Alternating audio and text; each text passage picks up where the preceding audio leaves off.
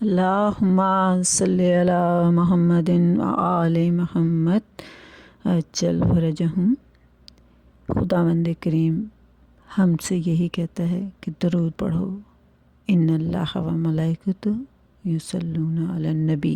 मैं और मेरे फरिश्ते दरूद पढ़ते हैं, तो या अय्युहल्लज़ीना आमनू, ए ईमान लाने वालों, तुम भी दरूद पढ़ो। हम यही कहते हैं कि हम किसी जगह काम करते हैं, किसी महकमे में काम करते हैं, तो हम कितने खुश होते हैं कि अगर हमारा मालिक हमसे कोई काम कहने को कहता है कि ये काम आप कर दें, तो हम बहुत खुशी से और बहुत जल्दी तैयार हो जाते हैं, उसका हर हुक्म मानने के लिए तैयार हो जाते हैं कि हम ये काम करते हैं तो हमारा मालिक हमसे खुश हो जाएगा। किसी फंक्शन में जाते हैं, हमारे मालिक का ही फंक्शन होता है, तो हम कितने खुशी खुशी सारे काम अंजाम देते हैं। और हम बहुत खुश उस वक्त होते हैं जब हमारा मालिक हमें देखता है और खुश होकर कहता है कि देखो ये मेरा जो काम करने वाला है कितना अच्छा है, कितना वफादार है, कितना ओबीडियंट है, कितनी तमीज़ से बात करता है, कितनी तमीज़ से काम करता है, बहुत सलीक़े से काम करता है, ये बहुत अच्छा इंसान है। तो वो हमारी तारीफ़ करता है और हम खुश हो जाते हैं कि हमारा मालिक हमसे खुश है। हम किसी भी दफ्तर में काम करें, किसी जगह भी काम करें, किसी पोस्ट पे भी हों, हमारा ये मकसद रहता है कि हम उस मालिक को खुश कर दें, ताकि मालिक खुश होगा तो हमारी तरक्की हो जाएगी, हमारी ज़िंदगी में सहूलतें पैदा हो जाएंगी, हमारी तारीफ़ होगी, हमारा ज़िक्र होगा। हम ये सब कुछ अपने मालिक को खुश करने के लिए करते हैं कि हमारा मालिक हमारी तारीफ़ करे, हमें अपने से नज़दीक करे, हमारा ओहदा बढ़ा दे। तमाम कोशिशें मालिक को खुश करने के लिए। लेकिन वो जो असल मालिक है, जो तमाम कायनात का मालिक है, जो फरिश्तों का मालिक है, जो आसमान और ज़मीन का मालिक है, जो हमारा मालिक है, वो हमसे सिर्फ़ एक ही तो ख्वाहिश कर रहा है कि हम दरूद पढ़ें, और हम उसकी ख्वाहिश को पूरा नहीं करते।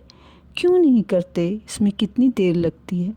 वो मेरा मालिक तो इतना गफूर रहीम है कि वो हमसे ये कह रहा है कि तुम एक दफ़ा दरूद पढ़ो, मैं तुम्हें 10 नेकियों का अजर दूंगा, 10 के बराबर मैं तुम्हें नेकियों का अजर दे देता है वो एक दरूद पढ़ने पे। तो हम क्या उसको खुश नहीं कर सकते जो हमारा असल मालिक है?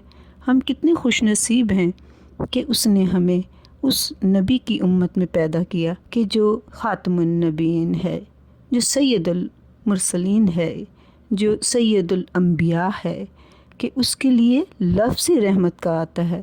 वो खालिक जो रब्बुल आलमीन है और मेरा रसूल जो रहमतुल लिल आलमीन है, कायनात का रहमत नाजिल करने वाला मेरा नबी है। तो हमें क्या नहीं चाहिए कि हम उसको खुश करें।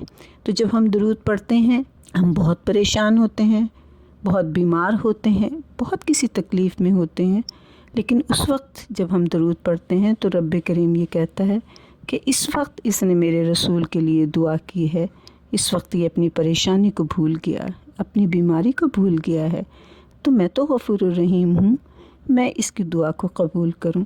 और वो फ़ौरन उस दुआ को कबूल कर लेता है। और शर्त भी यही है कि दुआ मांगने से पहले भी आपको दरूद पढ़ना है, दुआ मांगने के बाद भी आपको दरूद पढ़ना है। क्यों? रहमतुल लिल आलमीन के लिए आपने दुआ करनी है कि ए मेरे रब, उनके और दर्जात को बुलंद फरमा। हम यही कहते हैं। तो किसी ने सवाल ये किया था कि हमें ये बता दें, इमाम रज़ा अलैहिस्सलाम के पास कुछ मोमिन बैठे थे, तो उन्होंने सवाल किया कि सिर्फ़ एक समझ में नहीं आती कि अल्लाह तो सलवात भेजता है, फरिश्ते सलवात भेजते हैं, मोमिन सलवात भेजते हैं, तो इसका मतलब क्या है? आपने कहा था कि ये मुख्तलिफ़ इसके अंदाज़ हैं।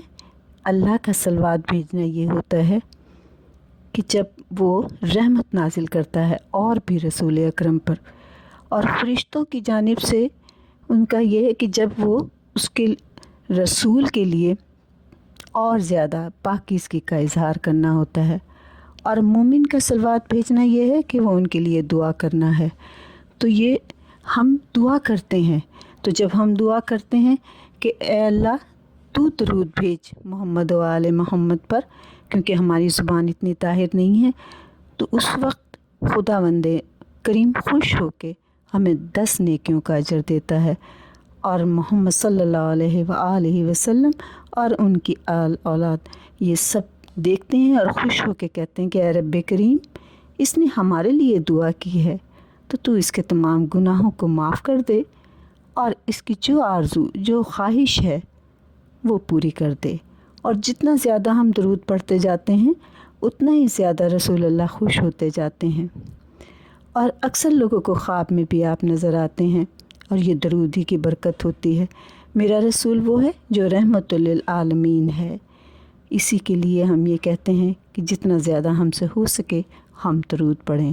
خوش رہیں، آباد رہیں۔ خداوند کریم اس ذکر کے صدقے میں، محمد و آل محمد کے ذکر کے صدقے میں، درود کے صدقے میں ہماری پریشانیاں دور کرے، اور جو بیمار ہیں، جو لا علاج بیمار ہیں، بار الہ انہیں صحت و تندرستی عطا کر، جو مقروض ہیں ان کے قرض ادا کر دے۔ الہی آمین ثم آمین۔ خداوند کریم ہم سب کی پریشانیاں دور کرے۔ اللہم صلی علی محمد و آل محمد و عجل فرجہم اجمعین۔